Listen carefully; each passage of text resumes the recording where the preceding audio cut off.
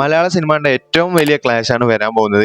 ഈ ഓണക്കാലത്ത് വരാൻ പോകുന്ന സിനിമകളെ കുറിച്ച് നിങ്ങൾ എല്ലാവരും അറിഞ്ഞിട്ടുണ്ടാവും. ഐ ആം ഗെയിം, ഖലീഫ, അതേപോലെ ടോക്സിക്, ബത്ലഹേം കുടുംബ യൂണിറ്റ്. അപ്പൊ 4 പ്രമുഖ നടന്മാരുടെ ഒരു ക്ലാഷും കൂടിയാണ് വരാൻ പോകുന്നത്. ഒന്ന് അന്യഭാഷ ചിത്രമാണ്. ഓണം ആര് തൂക്കുമെന്നും നമുക്ക് ഈ ഒരു വീഡിയോയിലെ അവസാനത്തോടു കൂടി നിങ്ങൾക്ക് ഏകദേശം ഒരു ധാരണ കിട്ടും. അപ്പോൾ ഇതിന്റെ ഓരോ പടത്തിന്റെയും ഡീറ്റെയിൽ ആയിട്ട് നമുക്ക് നോക്കാം.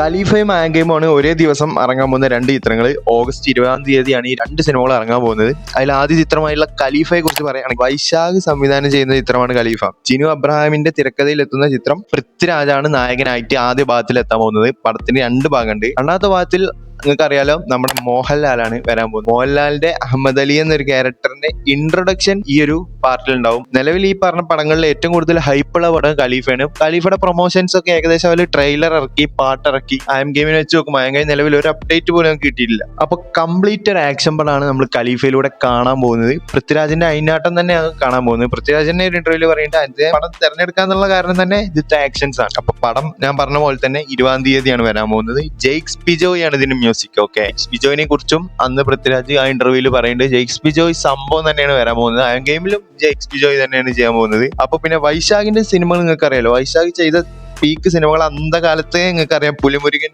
പോക്കിരി രാജ, മല്ലു സിംഗ്, കസിൻസ്, അങ്ങനെ ഒരുപാട് സിനിമകൾ ചെയ്തിട്ടുണ്ട്. റീസെന്റ് ഇറങ്ങിയ ടർബോ ആയാലും ആവറേജ് നല്ലൊരു പടം തന്നെ ആയിരുന്നു. ചില ഫ്ലോപ്പ് പടങ്ങളൊക്കെ ഉണ്ടെങ്കിലും വൈശാഖിലുള്ള വിശ്വാസത്തിൽ ഈ പടത്തിന് നിങ്ങൾക്ക് ടിക്കറ്റ് എടുക്കാം. അതേപോലെ പൃഥ്വിരാജിന്റെ മുന്നത്തെ പടം നോക്കുകയാണെങ്കിൽ റീസെന്റ് ഇറങ്ങിയ ഐ നോബഡി അത്യാവശ്യം നല്ല അഭിപ്രായം നേടിയ സിനിമയാണെങ്കിലും തിയേറ്ററിൽ അധികം വിജയമായിട്ടില്ല പടം. ഇതിന് മുന്നേ വന്ന ഒരു ഫ്ലോപ്പ് പടമായിരുന്നു നമ്മുടെ വിലായത്ത് ബുദ്ധ. തിയേറ്ററിൽ ഫ്ലോപ്പ് ആയിരുന്നു. പിന്നെ മുന്നേ വന്ന് പള്ളിച്ചട്ടമ്പി. വിലായത്ത് ബുദ്ധക്ക് ശേഷമാണ് വന്നത്. പള്ളിച്ചട്ടമ്പിത്തെ വില്ലൻ ക്യാരക്ടർ സൂപ്പർ ആയിരുന്നു. വില്ലൻ ക്യാരക്ടർ അടിപൊളിയായിട്ട് ചെയ്തിട്ടുണ്ടായിരുന്നു. ഖലീഫക്ക് പൃഥ്വിരാജിനേക്കാളും മുകളിൽ ഹൈപ്പ് കയറാനുള്ള ഒറ്റ ഫാക്ടറുള്ളൂ നമ്മുടെ മോഹൻലാലിന്റെ ഇതിലെ അഹമ്മദ് അലി എന്ന ക്യാരക്ടർ. അതിന്റെ ഒരു ഫസ്റ്റ് ലുക്കോ ഒരു അപ്ഡേറ്റ് പോലും നിലവിൽ കിട്ടിയില്ല. അപ്പൊ അതൊക്കെ തന്നെയാണ് ഈ പടത്തിന് കൂടുതൽ വെയിറ്റ് ചെയ്യാനുള്ള കാരണം. അടുത്ത നമുക്ക് ഐ ആം ഗെയിമിനെ കുറിച്ച് നോക്കാം. ദുൽഖറിന്റെ കിങ് ഓഫ് കൊത്തക്ക് ശേഷം 3 കൊല്ലത്തിന് ശേഷമാണ് അടുത്ത സിനിമ വരാൻ പോകുന്നത് മലയാളത്തിൽ. ആദ്യ സിനിമയാണ് ഐ ആം ഗെയിം എന്ന സിനിമ.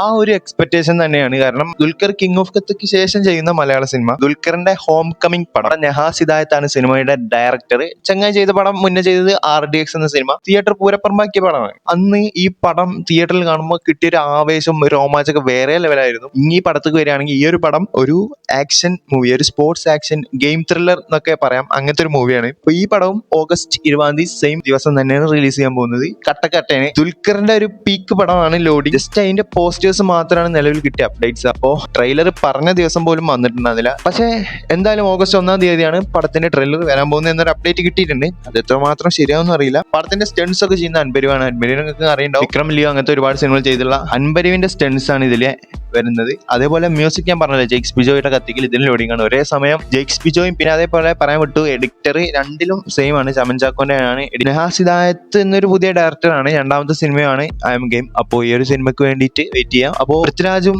ദുൽഖറും ഇങ്ങനെ ആക്ഷൻ പടം കൊണ്ട് വരുമ്പോൾ അതിന്റെ ഇടയിൽ കൂടി ഫീൽ ഗുഡ് പടമായിട്ട് നെയ്യുമ്പോൾ വരുന്നുണ്ട് 3ാമത്തെ ചിത്രം ബത്ലഹേം കുടുംബ യൂണിറ്റ്.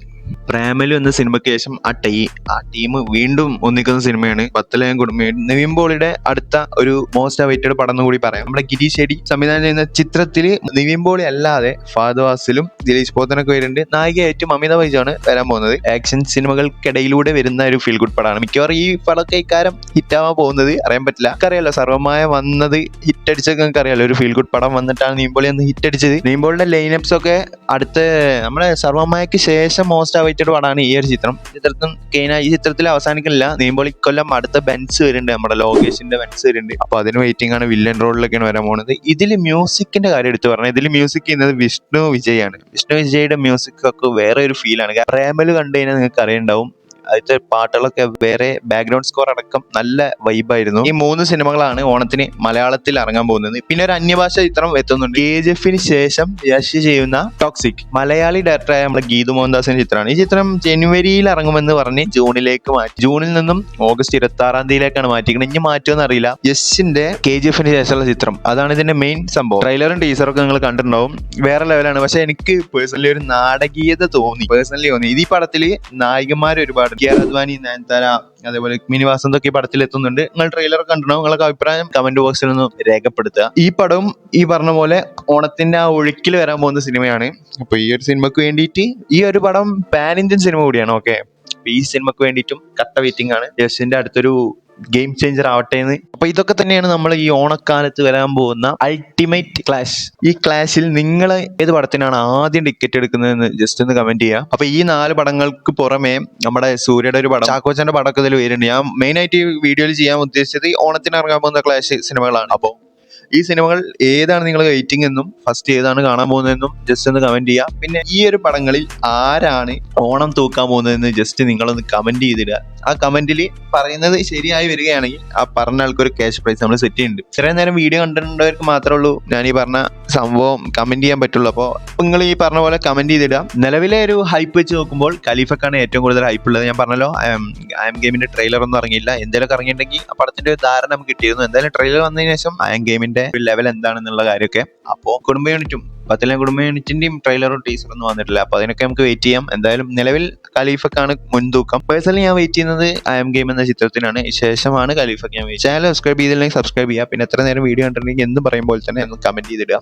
അപ്പോൾ ഇത്ര ഉള്ള വീഡിയോ. ഓണത്തിന് കാണാം. അപ്പോൾ ഏകദേശം പടങ്ങളൊക്കെ ഓണായി തുടങ്ങി. വേൾഡ് കപ്പിന് ശേഷം സിനിമകളൊന്നും നല്ല വന്നിട്ടുണ്ടായിരുന്നില്ല. എന്തായാലും സ്പൈഡർമാൻ ഈ ആഴ്ച ഇറങ്ങിയതോടുകൂടി ഏകദേശം മൂവി ഫീൽഡ് ഓണായി തുടങ്ങിയിട്ടുണ്ട്. എന്തായാലും നമുക്ക് വെയിറ്റ് ചെയ്യാം. ഒരുപാട് സിനിമകൾ വരാനുണ്ട്. ഓരോന്നിനും പടം വന്നിട്ട് അതിന്റെ റിവ്യൂ ഒക്കെ ആയിട്ട് നമ്മൾ തിരിച്ചു വരുന്നതായിരിക്കും.